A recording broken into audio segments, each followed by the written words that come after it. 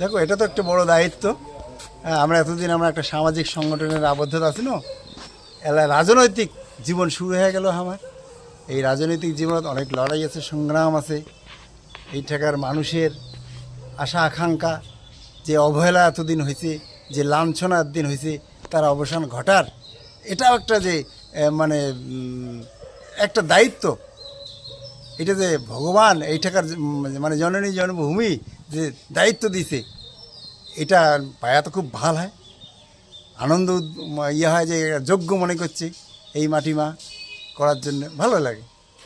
দীর্ঘ অপেক্ষার পর একটু দেরিতে প্রার্থী ঘোষণা হলো, কি কারণ মনে করছেন? না, এটা কোনো ব্যাপার না, এটা দেরি ফেরি কিছুই নয়। এগুলা কতগুলো প্রোগ্রাম থাকে, এত বড় একটা পার্টি খালি পশ্চিমবাংলার নয়, আরও মেলা জায়গার ভোট আছে, সব জায়গার সামাল দেওয়া লাগে। হ্যাঁ, ওই জন্য একটু দেরি হয়েছে, এটা কোনো ব্যাপার না।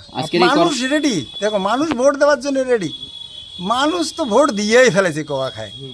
হ্যাঁ, নির্বাচন আধিকারিকের ঘর যে যদি সুষ্ঠুভাবে মানুষকে ভোট দিবার দেয়, মানে সুযোগ করে দেয়, তাহলে মানুষ এইবার এই তৃণমূল সরকারও উকুড়ি ফেলে দিয়ে দেবে। দাদা, বললাম আপনার বিরোধী যে প্রার্থী রয়েছে তৃণমূল কংগ্রেসের সঙ্গীতা রায় বসুনিয়া, তার বিরুদ্ধে এই লড়াইটা আপনার কি মনে করছেন? লড়াই কি আর কিছু মনে করি না, তো লড়াই করি। হ্যাঁ, যে যায় লড়াই করবে, তাই কায় ছোট না বড়, তাই কেমন, তাই ওটা দেখে না, আমরা দেখি না। আমার উয়ার ক্ষমতা উয়ারটে, জনগণ আমার সাথে আছে। সর্বসাধারণ মানুষ, লাঞ্ছিত বঞ্চিত মানুষ, যা গুমড়ের দিন ধরে শাসাইছে, ডাঙাইছে, ভোট দিবার দেয় নেই, সমস্ত কিছু কাড়ি নিছে, সেই মানুষ তো আজকে দুই হাত তুলে আশীর্বাদ করে ধরছে। উমার কোনো জায়গা নাই, উমার এর থেকে টোপলা টুপলি তুলিয়ে ভাগা খাবি। আচ্ছা, আপনি বললেন যে আপনি একটি সামাজিক সংগঠনের সঙ্গে যুক্ত ছিলেন এবং বিজেপির মতো এত বড় দল, অর্থাৎ পশ্চিমবঙ্গের প্রধান বিরোধী দল, সেই দলের কর্মী সমর্থকদের সঙ্গে কতটা মানিয়ে নিয়ে চলতে পারবে? দেখো, কতগুলো যেমন চুম্বুকটা মানে লোহা টানে না, চুম্বুকে আকর্ষণ হয় না, সেই রকম আমার গ্রেটার ক্রুজের পিপলস অ্যাসোসিয়েশন একটা সামাজিক সংগঠন। যেমন আমার প্রিয় প্রধানমন্ত্রী নরেন্দ্র দামোদর দাস মোদী কি আসলো আগত 40 বছর স্বয়ংসেবক সংঘের প্রচারক আসলে লাগছেন না, তা এটা তো সামাজিক সংগঠন। সেটার থেকে উঠে এসে আমরা রাজনৈতিক জীবনে অংশগ্রহণ করছি। তা আমরা একটা সামাজিক সংগঠন, the greater Coochbehar people's association, ওটা থেকে আমার এই টাকার রাজবংশী মানুষের ভাষা, কৃষ্টি, সংস্কৃতি আন্দোলন করছি। আর নরেন্দ্র মোদী আমাদের উমরা যেটা করে, সেটা হল কি, সেটাও তো ভারতীয় সংস্কৃতি, কৃষ্টি সংস্কৃতি রক্ষার আন্দোলন, ভারতবাসীর মঙ্গলের আন্দোলন। একে না, অটোমেটিক আমার কোনো কষ্ট হয় না। আজকে বিজেপি নেতৃত্বদের দেখা যাচ্ছে না আপনার সাথে, তাদের সাথে কি যোগাযোগ হয়েছে?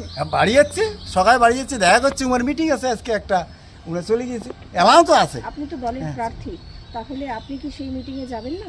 না, এইবার হচ্ছে কি, এবার আমারও একটা, আমার কর্মী সমর্থক আছে, যাক যেহেতু এলাও মিল হয় না, তাকে একটা বার্তা দেওয়ার ব্যাপার আছে, তাকে বার্তা দেবো আমরা। এবং এর পরবর্তী মিটিং সবগুলোতে থাকা লাগবে আমার। দাদা, বললাম সিতাই বিধানসভায় তো প্রায় 25% উপরে মুসলিম ভোট রয়েছে, তাদের সঙ্গে আপনি কীভাবে মেলামেশা করে চলবেন বা তাদের ভোট ব্যাংকটা কীভাবে দখল করার চেষ্টা করবেন? আমার রায় সাহেব ঠাকুর পঞ্চানন বর্মা কইছে যে হিন্দু মুসলমান বিচারে নাই রে মানুষ জন্ময় ভিন, উলসিধায় আর্তের উদ্ধার এই ক্ষত্রিয়ের চিন। তো এই যে মুসলমান ভাইয়ের ঘরটা আজকে লাঞ্ছিত বঞ্চিত, উমরা তো লাঞ্ছনা কুঞ্চনা করছে। উমাকে একটা কথা না, প্রচলিত কথা আছে বলে, উমাক তেজপাতের মতন ব্যবহার করে নিচ্ছে, উমাকে বিভিন্ন আওয়াজ ব্যবহার করে নিচ্ছে। উমাক কী করছে, কুচবিহার কয়টা মুসলমান ভাই প্রার্থী করছে, উমরা বড় বড় লেকচার আমরা তৃণমূল কংগ্রেস করে নাই না। আমার এই টাকার মুসলমান ভাই যায় এই মাটি ভালোবাসছে, এই মাটিক যায় মাও বলি মনে করে, তাই আমারগুলোর সাথে। দাদা, শাসক দলের তরফ থেকে ইতিমধ্যেই বিভিন্ন ফেসবুক পোস্টে করা হচ্ছে যে আপনাকে দিনহাটা 7 নং মাফ করবেন, মানে দিনহাটা সিতাই বিধানসভার মানুষ আপনাকে চেনে না, কীভাবে দেখছেন বিষয়টা? দেখো, চিনে না চিনে কি দরকারটা, মুই কায় ভারতীয় জনতা পার্টি, পদ্মফুল চিহ্ন, রাষ্ট্রবাদ, অন্যায়ের বিরুদ্ধে প্রতিবাদ, শান্তি স্থাপন, সংবিধানের মানে প্রতিষ্ঠিত করা, এইটা তো চিনলে আর কি। প্রার্থী হওয়ার পর আজকে কি কর্মসূচি রয়েছে? আজকে দেখো, আজকে প্রার্থী ঘোষণা হয়েছে, হওয়ার পরে আজকে আমরা পূজা অর্চনা করবো, মায়ের পুজো করবো। ইয়ার পরে আমরা রাঙ্গামাটির চণ্ডীর পাঠত পূজা দেবো, তারপরে নটবার ধামত পূজা দেবো, তারপরে মাসান পাঠত পূজা দিয়া আমার একটা কর্মী মিটিং আছে, সেই কর্মী মিটিং করিয়া আমরা বার্তা দিয়ে দেবো আজকে এই ভোটে। শেষ কোশ্চেন, আমার সিতাই বিধানসভা মানুষদের প্রতি কি বার্তা দিতেছেন রাত্রি? সেটাই বিধানসভার শোক মা ও বোন, ভোটার মা ও বোন, ভাই দাদার ঘর সবার এটি মোর অনুরোধ